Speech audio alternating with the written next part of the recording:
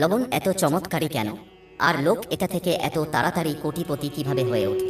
চলুন জেনে নেওয়া যাক। তন্ত্রশাস্ত্রে বলা হয়েছে যে লবণ নেতিবাচক শক্তিকে ধ্বংস করে এবং ইতিবাচক শক্তিকে নিজের দিকে আকর্ষণ করে। এমনকি প্রচুর লোক বশীকরণের জন্য ও লবণ ব্যবহার করে। তন্ত্রশাস্ত্র অনুসারে কিছু নিয়ম মেনে লবণ ব্যবহার করা হলে তা আপনাকে রাতারাতি ধনীও করে তুলতে পারে। 2. জ্যোতিষশাস্ত্র অনুসারে লবণকে চন্দ্র ও শুক্রের প্রতিনিধি হিসাবে বিবেচনা করা হয়। ইস্পাত বা লোহার পাত্রে লবণ রাখলে চন্দ্র ও শনির মিলন ঘটবে, যা অত্যন্ত মারাত্মক প্রমাণিত হয়। এটি রোগ এবং দুঃখের কারণ হয়ে ওঠে। কোনো প্লাস্টিকের পাত্রেও লবণ রাখা উচিত নয়। শুধুমাত্র কাঁচের পাত্রে লবণ রাখলে তার খারাপ প্রভাব পড়ে না।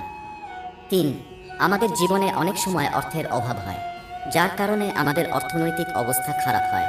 এক্ষেত্রে একটি গ্লাসে 1 চা চামচ লবণ রেখে ঘরের দক্ষিণ পশ্চিম কোণে রাখুন। এই জলের গ্লাসের পিছনে একটি লাল রঙের বাল্বও রাখুন। এতে করে আর্থিক সমস্যা থেকে মুক্তি পাবেন। কিছু দিনের মধ্যেই আপনার ঘরের ঝামেলা দূর হতে শুরু করে এবং টাকা আসতে শুরু করে। কিন্তু এই প্রতিকার করতে সময় সময় এই জল পরিবর্তন করতে থাকুন। এছাড়াও রবিবার এবং মঙ্গলবার এই প্রতিকার করুন, তবেই এর ফল পাবেন। 4.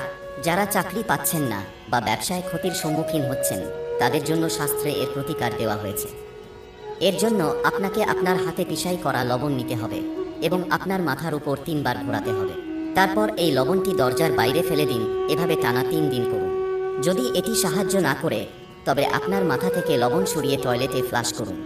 অবশ্যই উপকার পাবেন। 5.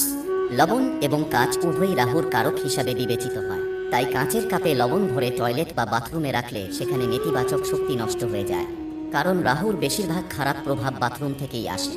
এছাড়াও এই প্রতিকারে সেখানে থাকা আণুবীক্ষণিক জীবাণু ধ্বংস হয়ে যায় এবং অশুভ শক্তি চলে যায়।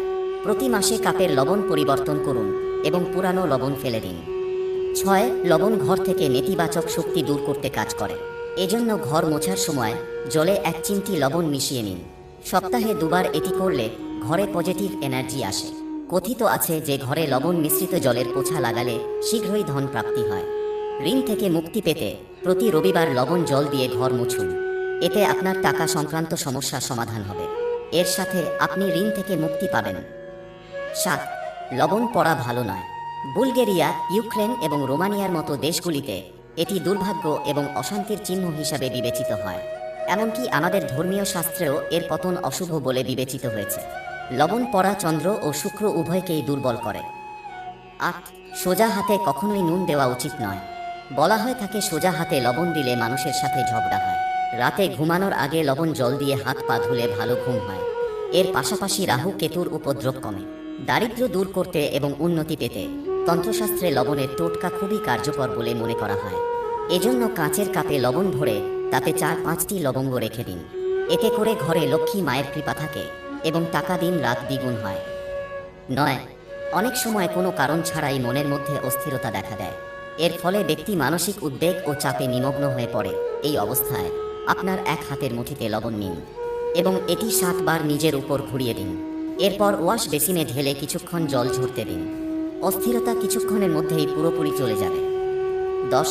স্বামী স্ত্রীর মধ্যে প্রায় ঝগড়া হয় বা ঘরে উত্তেজনা থাকে, তাহলে লবণের এই টোটকাটি ট্রাই করুন।